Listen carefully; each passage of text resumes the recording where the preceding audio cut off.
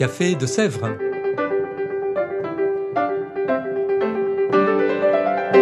Au Café de Sèvres, on discute philosophie et théologie.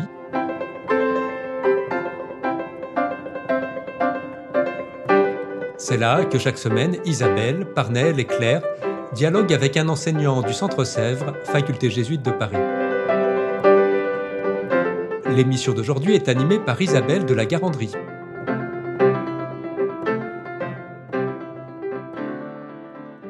Chères auditrices, chers auditeurs, bonjour, bienvenue dans ce nouvel épisode du Café de Sèvres. Nous recevons aujourd'hui Jean-Baptiste Lecuy. Jean-Baptiste, bonjour. Bonjour. Jean-Baptiste Lecuy, vous êtes carme, vous êtes ingénieur de formation initiale, docteur en théologie et vous enseignez ici. Et vous donnez notamment ce semestre un cours intitulé « L'être humain et son salut », sous-titré « Résurrection, vie éternelle, création, grâce et péché ». Rien que ça. Pour en revenir peut-être au titre, tout d'abord, sur la question du salut. C'est vrai qu'on a parfois l'impression que le salut est quelque chose d'un petit peu éthéré en langage courant, d'un futur sur lequel on ne sait pas exactement de quoi il s'agit. Alors de quoi s'agit-il quand on parle de salut ? Il est vrai que le mot salut fait peut-être plus penser aux salutations qu'à quelque chose qui rejoint l'expérience quotidienne. En revanche, peut-être que le verbe sauver nous parle un petit peu plus. Nous avons tous l'expérience de quelqu'un qui, dans notre entourage, estime avoir été sauvé, par exemple, par la médecine, ou quand nous entendons les choses terribles qui se passent dans le monde, nous comprenons que des personnes aient besoin d'être sauvées dans leur détresse. On pourrait, en creusant un petit peu les choses, remarquer que, finalement, en tant qu'être humain, nous sommes confrontés à deux réalités universelles. La première, c'est l'affrontement au mal. Donc, le salut a à voir avec l'espoir d'une libération de ce mal. Et puis une autre expérience aussi, qui est peut-être moins évidente, c'est celle du caractère illimité, je dirais, de nos attentes, de nos désirs. D'ailleurs, le mot illimité est un petit peu à la mode dans la publicité, c'est peut-être pas pour rien. Donc, cela nous met sur la voie de considérer deux aspects de l'existence humaine. Un désir profond d'être libéré du mal, ça serait un aspect du salut, finalement, être libéré du mal, éventuellement même de la mort. Et puis un autre aspect qui est celui de pouvoir voir se réaliser un désir illimité qui est en nous, un désir illimité de bonheur, de joie, de connaissance, de plénitude. En fait, on se rend compte que toutes les religions, et même aussi certaines philosophies, peut-être toutes d'une certaine façon, proposent des voies pour, je dirais, répondre à ces attentes qui sont en nous. Et la religion chrétienne, ou la foi chrétienne, plus précisément encore, le fait d'une façon à la fois assez semblable à ce qu'on peut trouver dans d'autres religions, et en même temps très différente. Semblable au sens où, effectivement, elle propose une libération du mal, et aussi une forme de réalisation de notre attente illimitée, de notre désir illimité, avec un mot-clé qui est celui de divinisation, qui peut peut-être paraître encore plus éthéré que celui de salut, mais qui en fait correspond à quelque chose de très concret, on va le voir, je l'espère. Mais d'ailleurs, désir de divinisation qu'on trouve aussi, par exemple, chez certains philosophes grecs, ou dans une pensée qui n'est pas forcément chrétienne. Mais je disais que la foi chrétienne nous propose une réalisation de ces attentes de salut d'une façon, je dirais, déconcertante, parce que même si ce que Jésus propose est une libération du mal, on le voit quand il s'adresse préférentiellement aux pauvres, par exemple, hein. En même temps, ce qui nous est offert dans le mystère du Christ, c'est une participation à la relation qu'il a avec son Père, à la vie qu'on appelle trinitaire, c'est-à-dire cette relation infinie d'amour entre le Père et le Fils, unis par un même esprit. Certains mystiques, comme par exemple Saint Jean de la Croix, vont jusqu'à parler du fait qu'on est appelé à respirer l'Esprit Saint, à être transformé en Dieu, voilà, à être divinisé. Mais ça se fait par une voie qui est déconcertante, c'est que cette divinisation qui peut paraître justement un petit peu au-delà de tout, et elle l'est, en fait, elle se réalise dans ce qu'on peut appeler une ressemblance et même une conformation au Christ. Donc, le divin ou la divinisation dans notre existence humaine, c'est ressembler à Jésus-Christ. C'est être comme lui. Oui, ça devient très concret. Hein. C'est lui ressembler de plus en plus dans le don qu'il fait de lui-même, dans l'accueil d'abord de l'amour de son Père et dans le don qu'il fait de lui-même, dans son attention aux plus humbles, aux plus pauvres. Voilà. C'est peut-être ça qui est le plus déconcertant, c'est que pour nous, quand le divin se manifeste, on ne s'attend pas à ce que ça donne Jésus. Voilà. Alors, c'est pour ça que je disais que ça répond à la fois à nos attentes, à la fois de libération du mal et de divinisation et de réalisation de notre désir infini, mais en même temps d'une manière totalement déconcertante. D'ailleurs, la preuve, en quelque sorte, c'est justement que Jésus n'a pas été accepté, qu'il a été refusé, et peut-être qu'il continue à l'être même par ceux qui se disent ses fidèles. Voilà. Oui, donc un salut déconcertant plutôt qu'un salut éthéré. Oui. Dans les sous-titres de votre cours, il y a ces termes de grâce et de péché, un peu en couple. On entend aussi ce vieil adage, hors de l'église, point de salut, parfois.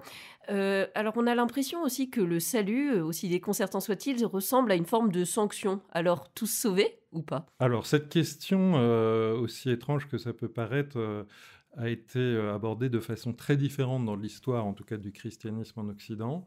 Aujourd'hui, on a une sensibilité, je pense, assez répandue, qui va dans le sens de l'espoir, de la quasi-certitude d'un salut pour le plus grand nombre des êtres humains, voire pour tous. D'ailleurs, dans la première épître à Timothée, on entend cette phrase très forte, « Dieu veut que tous les hommes soient sauvés ». Dieu veut que tous les hommes soient sauvés. Mais en fait, quand on connaît un petit peu l'histoire de la tradition, on se rend compte qu'il n'en a pas toujours été ainsi. Jusqu'au XIXe siècle, en gros, les théologiens les plus influents, comme saint Augustin ou même saint Thomas d'Aquin, qui était un petit peu moins, comment dirais-je, rigide sur ce point que Augustin, estimaient que la majorité de l'humanité, en tout cas une grande partie, terminerait hors du salut.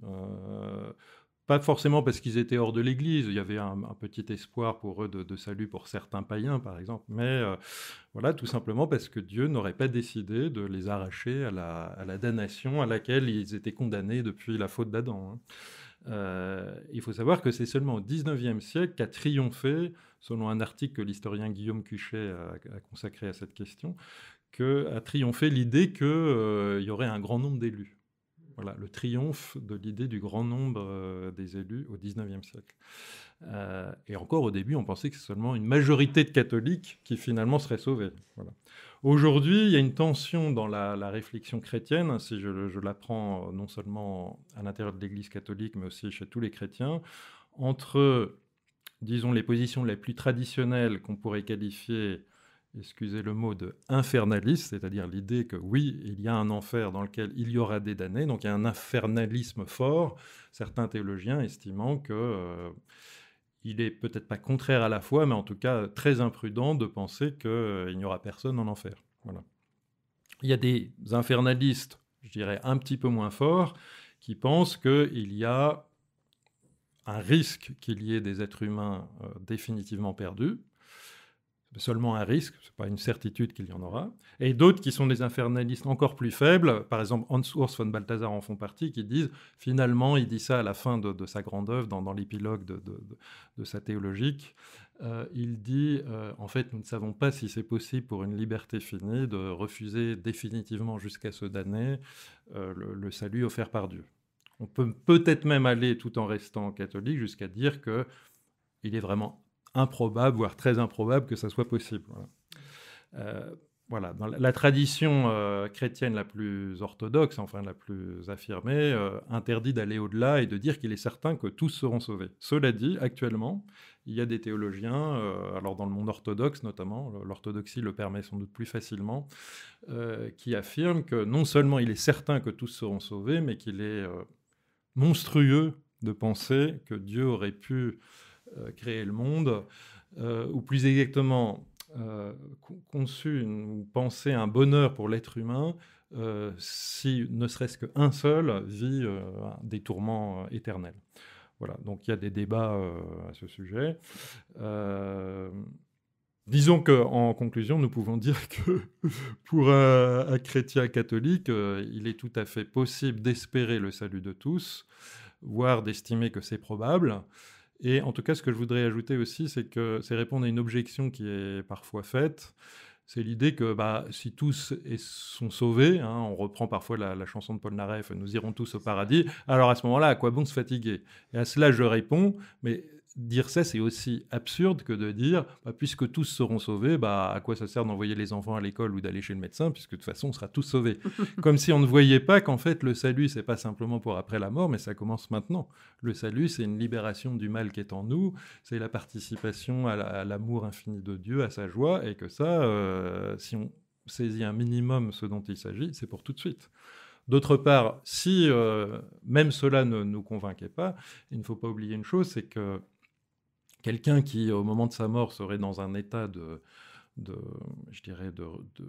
méchanceté, de vice, de rupture profonde avec Dieu et avec les autres, même dans la perspective d'un salut universel, on ne pourrait pas imaginer que d'emblée, juste au moment de sa mort, il aille au paradis.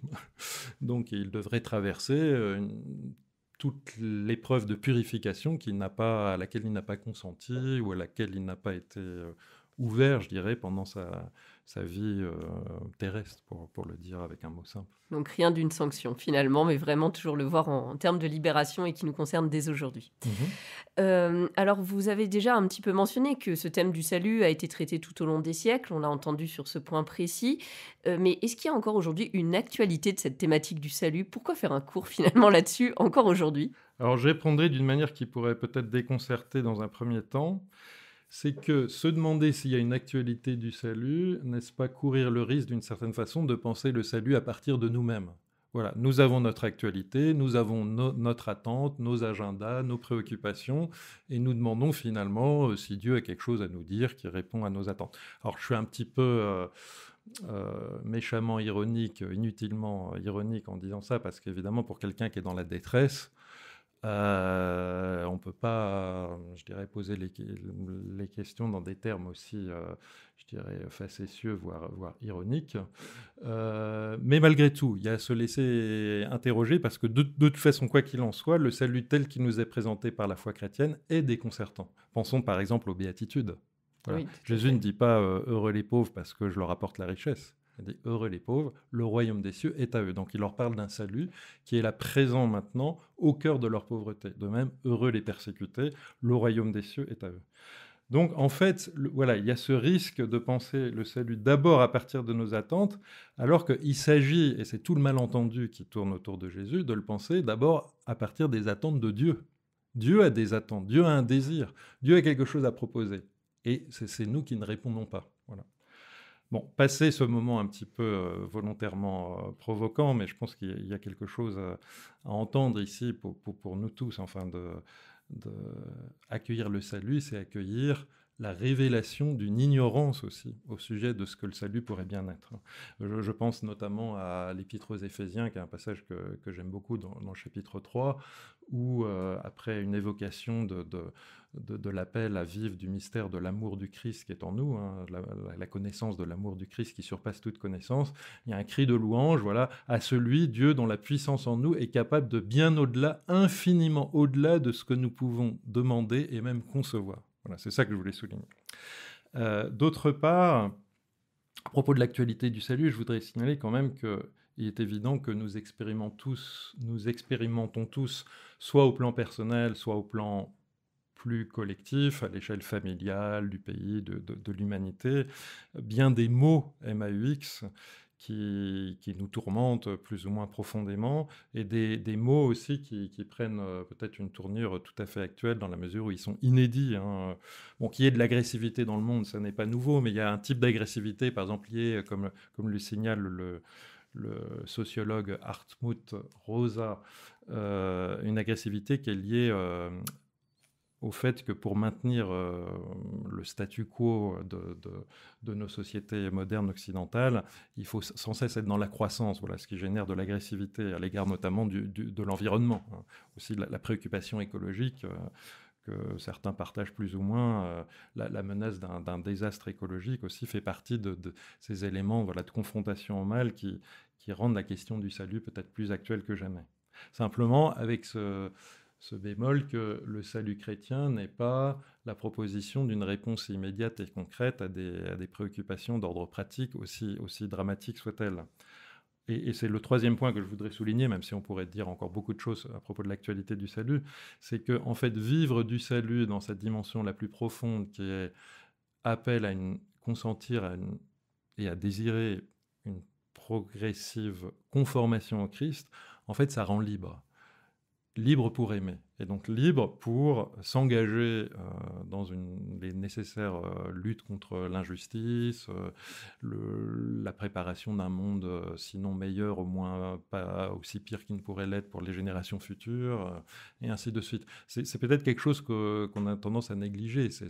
L'horizon couvre une transformation personnelle dans le sens d'une plus grande liberté pour aimer, et aussi pour penser. Parce que plus on est libre intérieurement, plus on est libre de ses passions, de ses attachements désordonnés, plus on voit clair finalement sur ce qui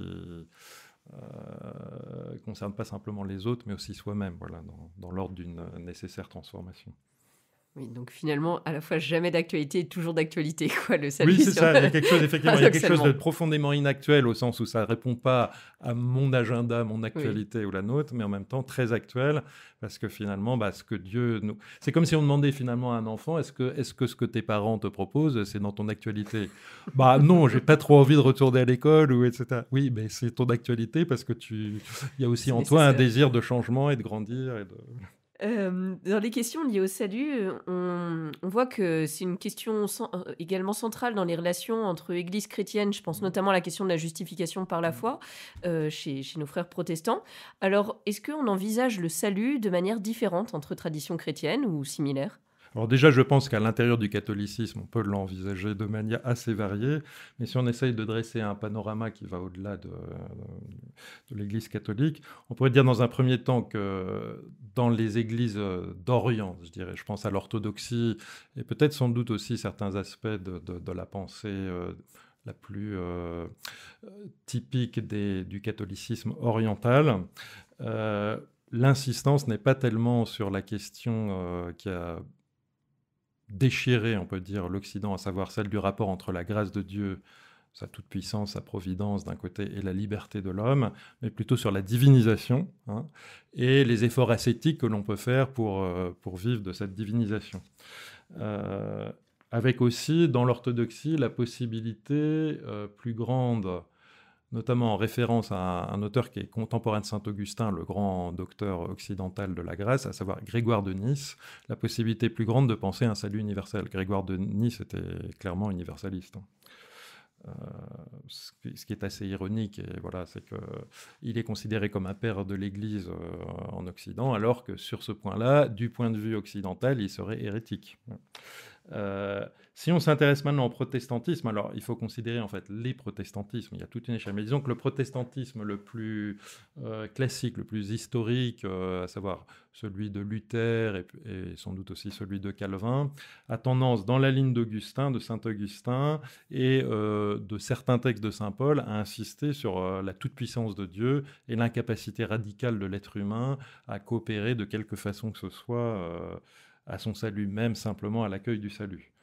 C'est particulièrement fort dans le calvinisme. Avec ici deux possibilités, puisque d'une certaine manière, Dieu contrôle tout, mais vraiment absolument tout. La pensée assez cruelle et terrible, mais comment se fait-il qu'il ne sauve pas tout le monde, puisqu'il pourrait sauver tout le monde? Ou au contraire, l'espoir beaucoup plus fondé que Dieu puisse sauver absolument tout le monde. On trouve ça peut-être sans doute chez Karl Barth, il faudrait creuser la chose.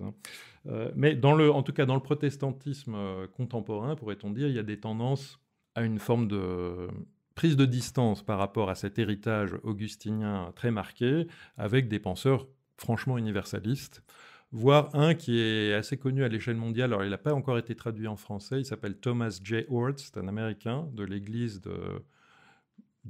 nazarénienne. C'est une petite dénomination protestante, enfin que je ne connaissais pas.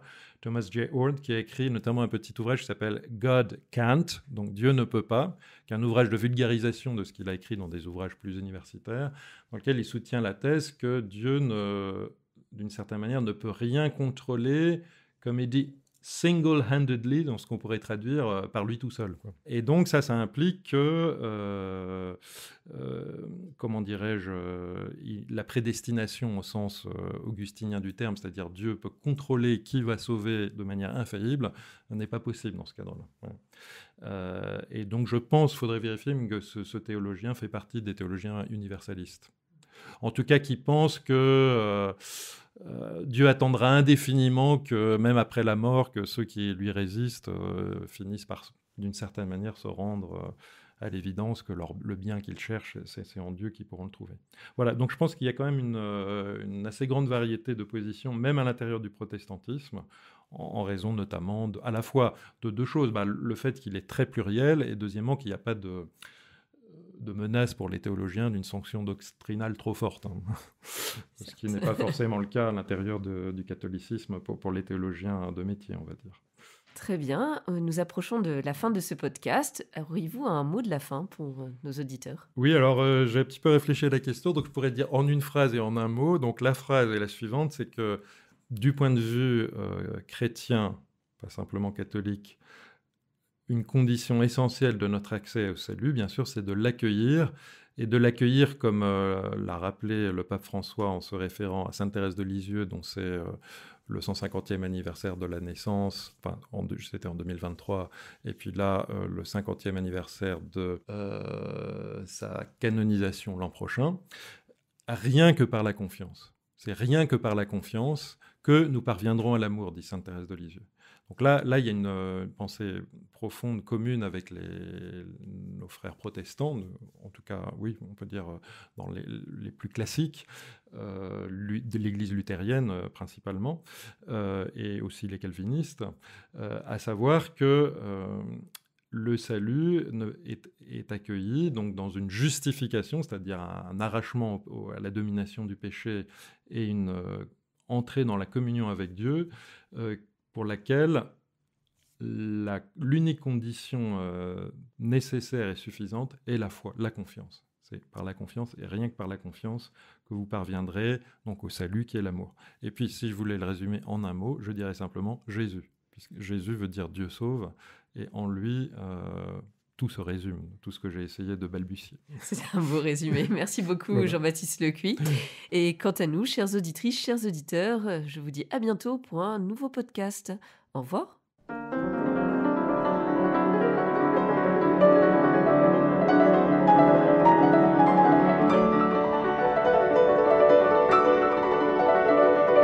Vous écoutiez Café de Sèvres, le podcast du Centre Sèvres, Faculté jésuite de Paris, en partenariat avec RCF.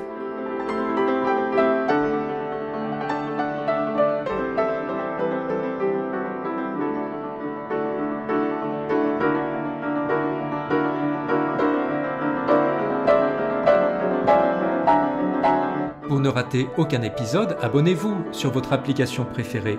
Spotify, Deezer, Apple Podcast ou Google Podcast.